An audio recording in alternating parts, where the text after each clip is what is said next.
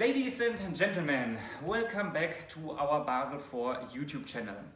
Today we have again a special topic for you. We will again speak about the requirements for the IRB approach, and here especially all the different requirements that come from different supervisors or regulators. We have on the one hand side, of course, the Basel Committee that is giving some new requirements in their Basel IV or finalization of Basel III paper. And on the other hand, we have the EBA and the ECB that on European level also publish new requirements, new guidelines for the banks, how to implement, how to use the IRB approach. There are actually four major topics that I would like to cover today.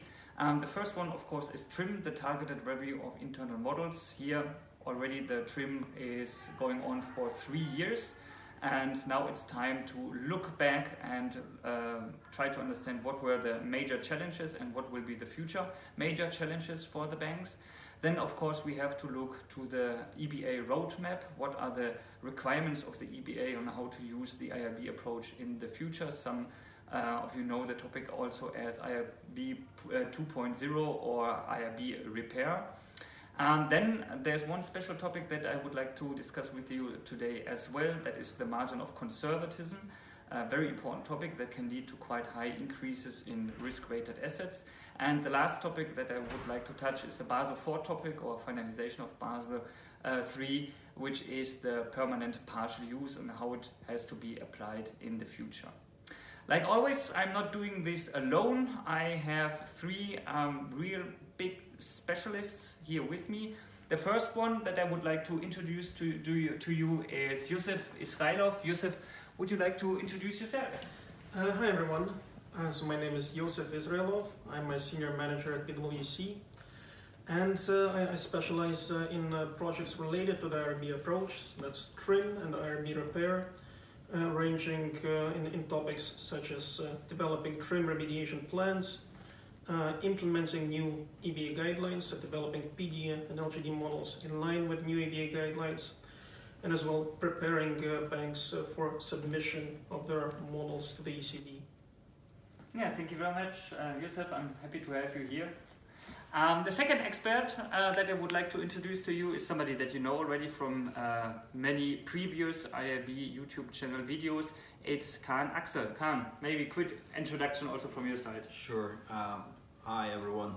I've been working on these subjects almost about 20 years now, and in the last years, as my colleague already mentioned, the topics were more or less related to either TRIM or IRB Repair, and also the new requirements such as MOC. And now we do have to deal as well with this extremely interesting opportunity of reshuffling a lot of requirements that initially had been in place for IRB implementation under the new Basel rules. And I would like as well today discuss the two topics, mostly the MOC, the margin of conservatism on the one side, which is a new concept introduced into the framework of IRB, and the so-called permanent partial use, as this will change a lot in the whole universe of IRB, and banks have to pay really attention to this detail because they can save a lot of capital just by applying it in a diligent fashion. Thank you very much, Kaan, for the introduction. Yes, we have another expert here today with us, and I'm very proud to have her here today. She's also a great expert on TRIM and the EBA guidelines. It's Elizaveta Kondrashova. Lisa, would you like to introduce yourself? Hi, Martin. Yes, my name is Lisa. I'm working as a manager in the regulatory quant team, and for the last several years, I was specializing in TRIM supporting activities and implementation of IRB 2.0. Thank you very much. I'm very glad to have you all here. So I suggest we quickly have a look to the agenda of today.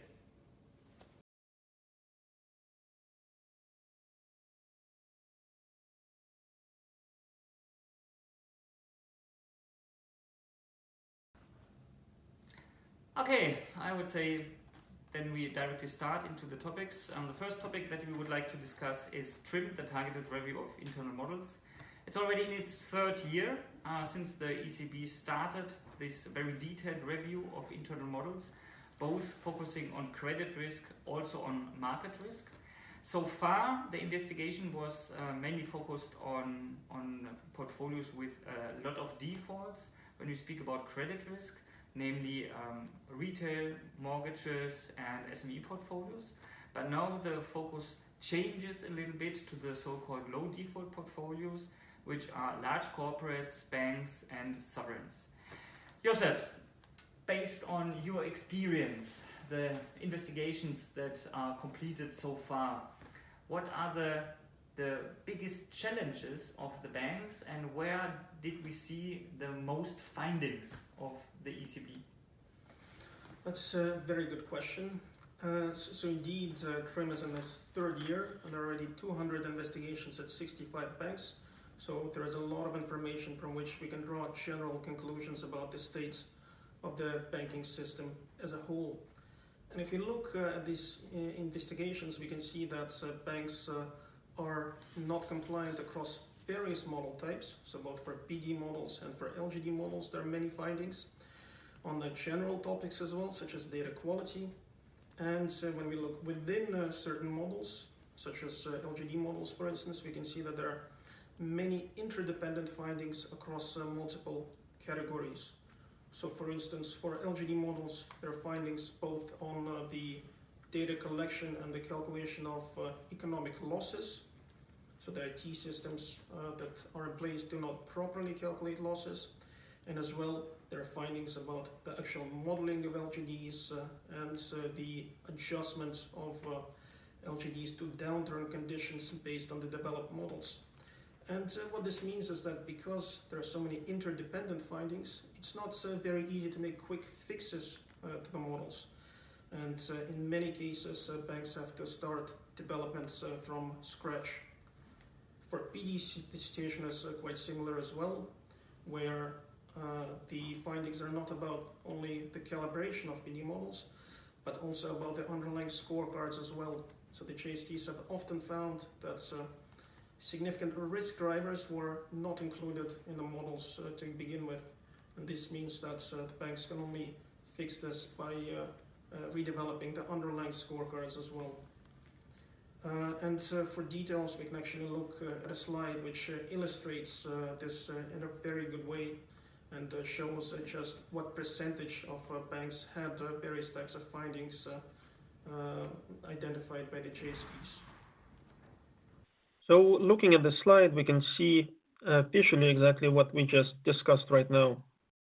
Here on the slide, we have a summary based on 80 investigations conducted by the ECB of the institutions. So we have the percentage of institutions with findings for different types of models and for different modeling aspects.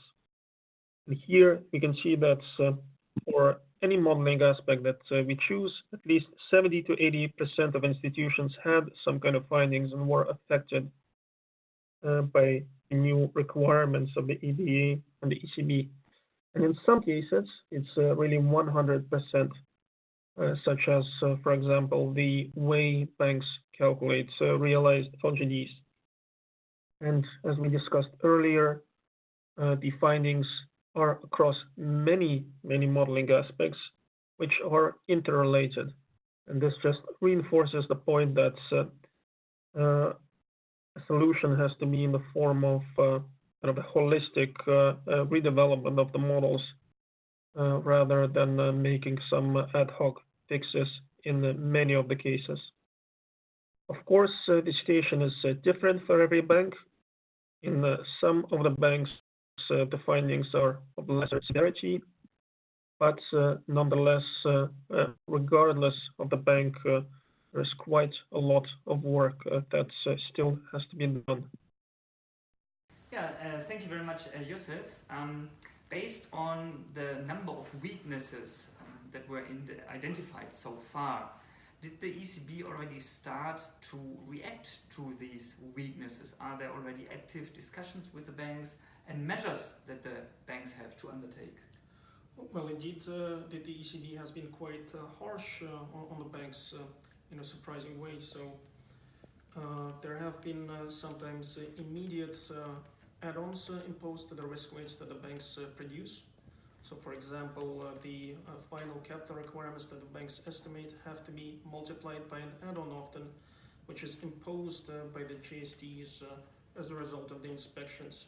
And these add-ons take the form of scalars for performing portfolios, and for defaults, often they take the form of floors, which are calculated based on either a percentage of the exposure amounts or based on the standardized approach.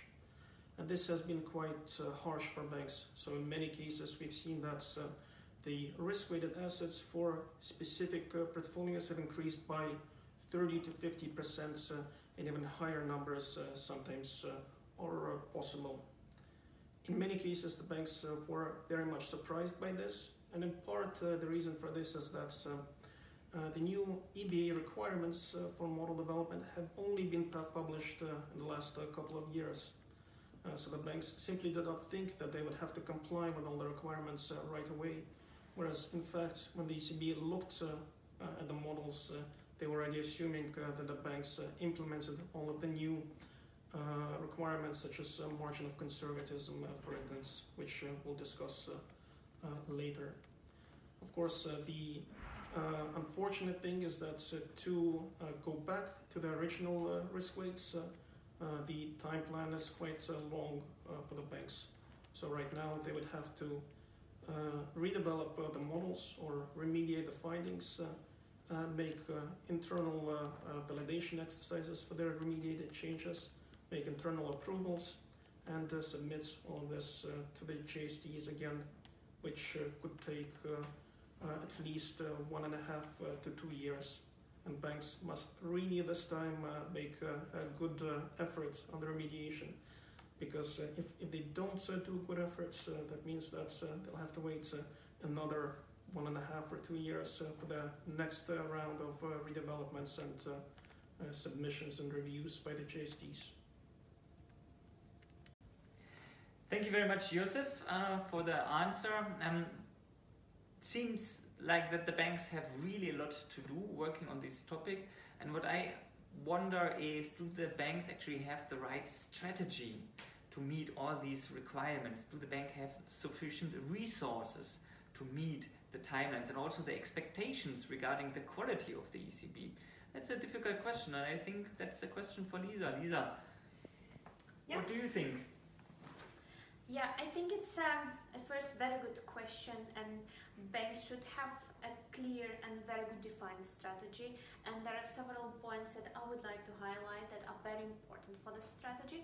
So first is the prioritization of activities of the portfolio and the models that should be addressed first.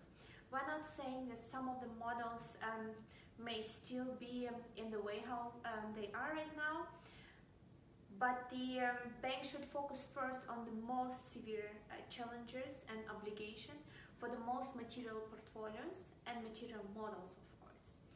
The second item is the correct sequence of activities. Banks should be as effective as they can, and they should avoid a repetition of certain tasks and double work. The good example is the new default definition. So banks may, the new default definition, as you all know, is the basis for all IRB models, and banks may first implement the default definition and then redevelop the models, and banks have as well the second option: first make a quick fixes in order to be in line with the regulatory requirements, and then to implement the new default definition. But in this case, the third step is very necessary. So they would need to assess what else needs to be adjusted, and there is a huge risk that they need to reperform certain redevelopment activities or even to redevelop the whole model from scratch. The third item is managing people. We all know that right now we have available and qualified resources to perform some model activities. However, having said all the changes that are upcoming, all these people and resources would be fully occupied and busy in the next coming years. So banks have to think strategically, and they need to account not only for model development activities, but as well internal validation function, internal audit, and even some monitoring activities, because all these units would be part of application process to ECB. And last but not least point that we always advise, onboard JST. You need to have a very good communication with JST. You as a bank should ensure that they understand the big picture and your strategy in the implementation of new regulatory requirements. And it's not the only one reason to have the same views, but onboarding JST would be a very good opportunity to ask methodological questions, to ask the opinion of ECB on certain decisions. So yeah, that's basically 4 items to achieve the success. Thank you very much, Lisa. Very interesting answer. As you might know, the EBA was publishing a new roadmap on when banks have to fulfill the new requirements for IRB 2.0 or IRB Repair, depending on how you want to call the initiative, to improve the IRB models and the IRB approach. The big question is, of course, what are the new deadlines that banks have to meet now, and actually, why did the EBA postpone the previous deadlines? Yeah, so the deadlines are postponed, and one of the main reasons is that banks are struggling to implement all the new regulatory requirements and redevelop the models. But the other reason is that EBA itself postponed the publications of certain guidelines and standards. A good example is LGD downturn. Banks facing some difficulties right now in order to develop the methodology to identify the downturn and to estimate LGD downturn parameters. So yeah, let's have a look at the slide to see the new deadlines. So let's look at regulatory products and timelines. So as you see, most of the regulatory products were already published, and the only one that is still outstanding is finalization of credit risk mitigation papers. Guidelines on credit risk mitigation under the IRB Advanced IRB Approach were published as draft, and finalization is expected in the first quarter of 2020 after the feedback of industry will be reviewed, analyzed, and processed. The implementation timeline should be in line with the timelines of general deadlines of IRB approach. And now let's look at the changes in the IRB roadmap. Indeed, we have some updates here. The deadlines for the implementation of new default definition remains the same. Documentation on the application of default definition has to be enforced by the end of 2020 from the default flagging and implementation perspective. In terms of supervisory reporting, December 2020 would be the last date of reporting based on the old default definition. If we look at actual changes in the rating systems, the deadlines for calibrating new models and implementing all the new changes in line with new guidelines were shifted for 1 year. So the expectation is that banks will finalize all the changes till the end of 2021. Of course, where feasible, banks should follow their regional plans, but they can change and prioritize their activities. And now the changes affecting rating systems are due to Basel IV. Basically, we're talking here about financial institution and large corporate portfolio. Deadlines are postponed even further here. For PD until end of 2021, for LGD and CCF until 2023. Since advanced IRB approach won't be longer applicable for these portfolios, banks should return either to foundation IRB or standardized approach until these dates. Deadlines include the time required for approvals by ECB as well. Hence, you need to take into account 6 months that would be required for ECB to process and approve the applications. Where deadlines cannot be met, banks should prepare detailed plans to return to their compliance.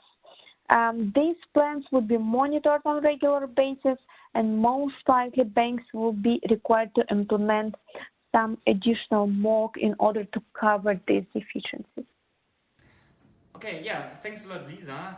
It seems that there's really a lot to do for the banks, and actually the time is short to implement all these new requirements coming from the EBA. Therefore, Kaan, I have one question for you. Would it maybe a possibility to increase simply the margin of conservatism to avoid consequences or rejections from the ECB if not all requirements are fulfilled? Indeed, that's a possibility, but nothing that we can recommend for a simple reason. For certain deficiencies, the MOC can in fact go up to a certain height that the risk-weighted assets for that particular portfolio or for that particular calibration segment might shoot to the roof, and this in return will obviously not generate the expected optimal management of capital for the respective financial institution.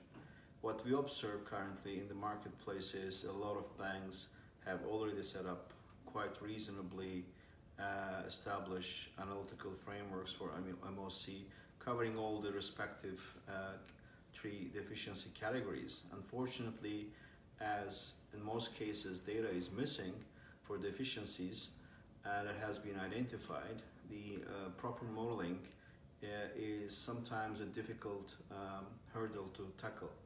In order to avoid all of this, some institutions that want to deal with that in a smart fashion, they have been collecting for much longer time period the data, and they in fact can achieve the optimal solution, namely having a reasonably sophisticated approach in order to create an add-on which in return will not necessarily inflate the risk-weighted assets for the respective portfolios.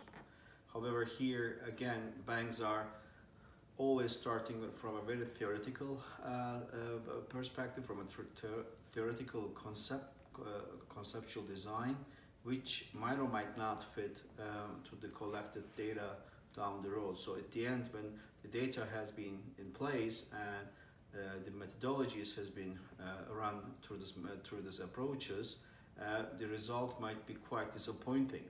So we would recommend in that context that collecting the deficiency data and trying to figure out which approaches might be more suitable for the very end of the bank probably is a better way forward for most of the financial institutions. And one last point is also of very important for high importance for all the banks.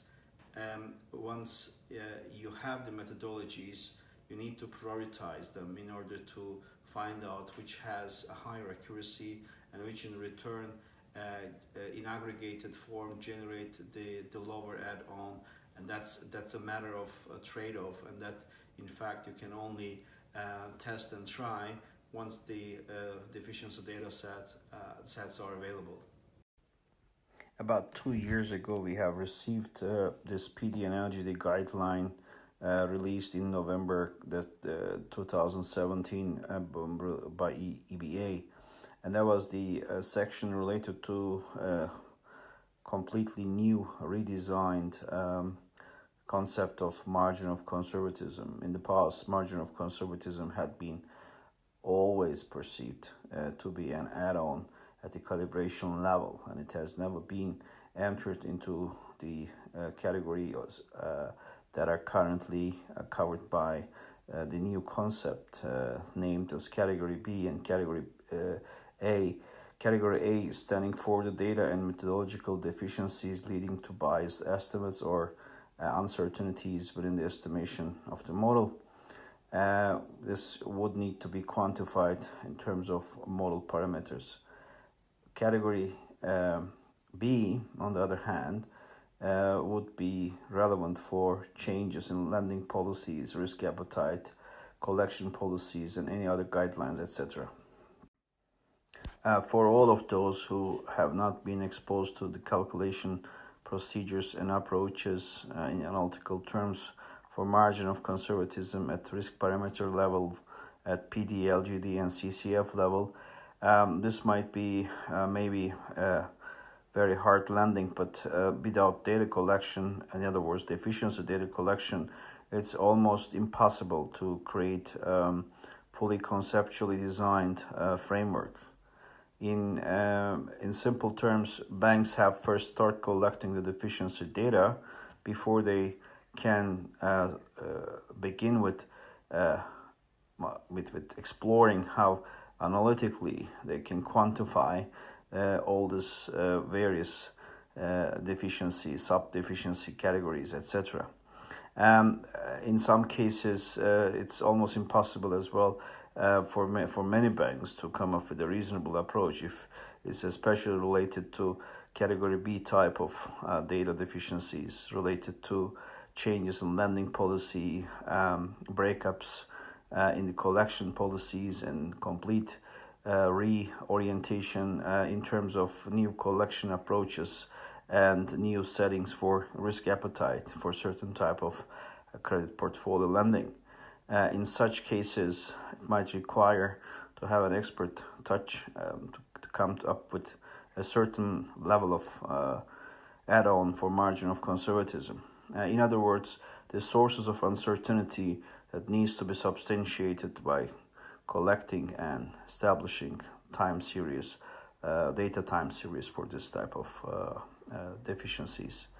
There is a trend that goes for some time that banks are asking consultancy firms like ourselves to come up with a theoretical concept and just try to implement that, not necessarily without customizing it on data level, which is in fact causing counterproductive results simply because the conceptual theoretical designs can never be substantiated without having the data in first place and without be really bespoke approaches on data already being applied.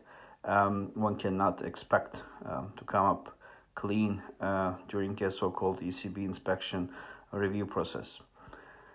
Well, if we have to wrap up, all relevant deficiencies must be quantified. Each deficiency should be assigned to one of the categories or subcategories, and these categories can be further subdivided into subcategories in order to prioritize deficiencies, and every category has to be estimated as an aggregate value. That would mean you have to be applying some level of aggregation procedure in statistical terms.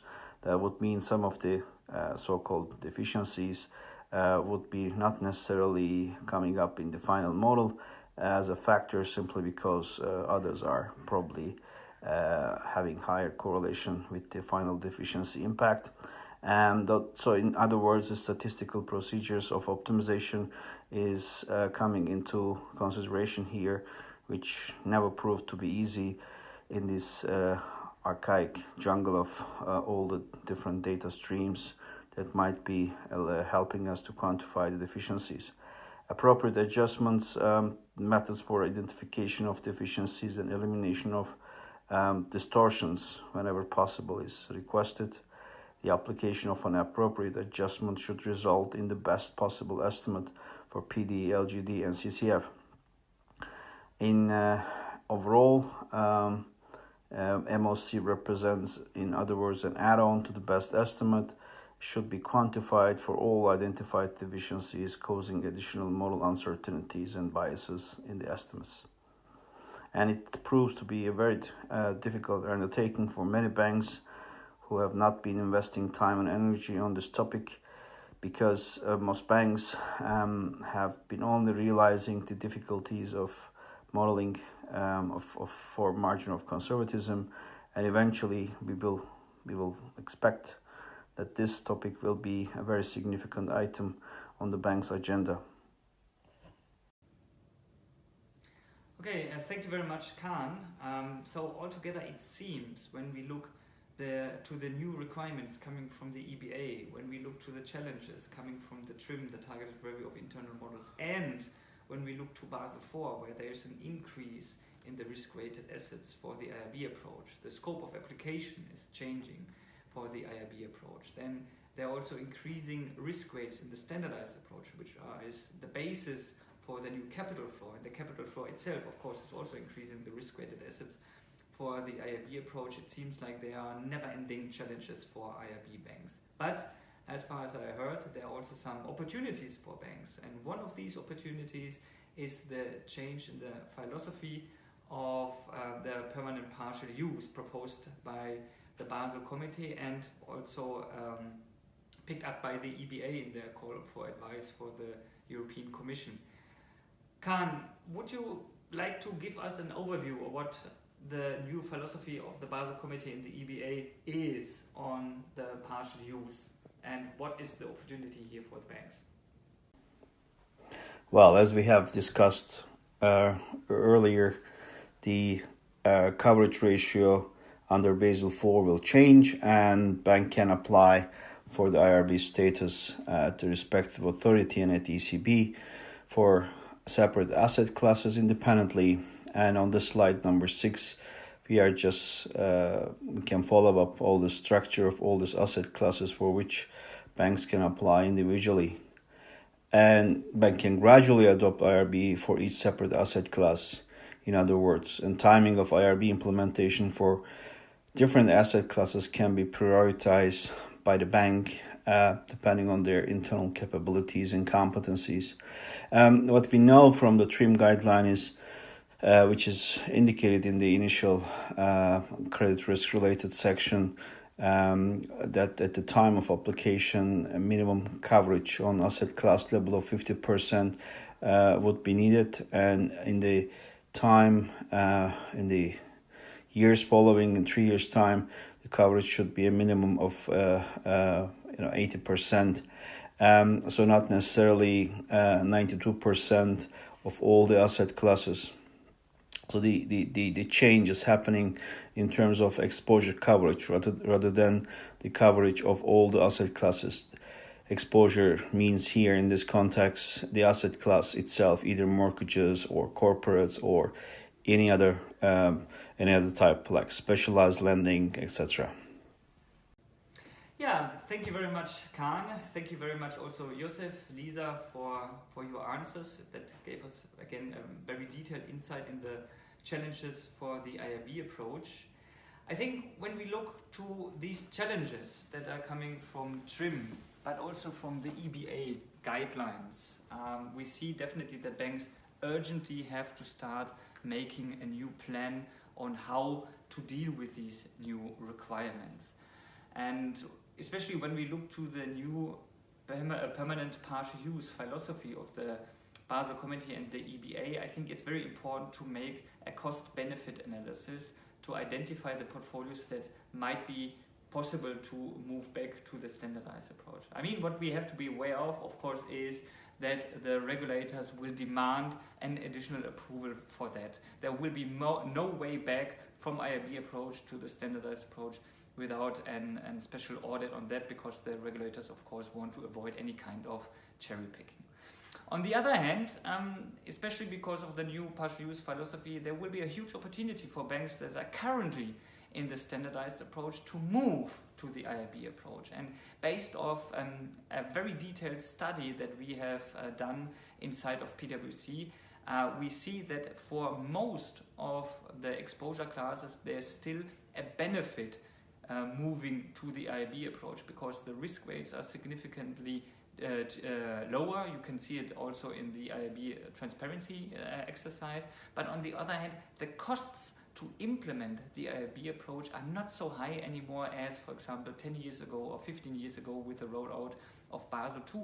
Actually, based on the experience that banks have now in their IT, in their risk modeling, like, for example, by applying IFRS 9, and also the additional guidelines that the supervisors give. When you only look to the EBA guidelines for PD estimation, LGD estimation, downturn, these is actually helping banks to implement the IRB approach much cheaper.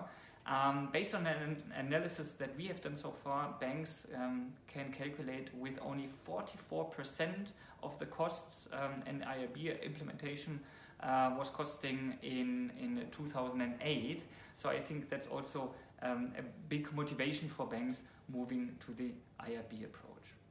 I would like to thank you for your attention, and I hope that when you have any kind of questions that you directly contact us, no matter if it's about TRIM, the EBA guidelines, or about moving to the IRB approach or from the IRB approach to the standardized approach, we can support you and help you with the experience we have gathered so far. Thanks a lot for your attention. See you soon. Bye-bye.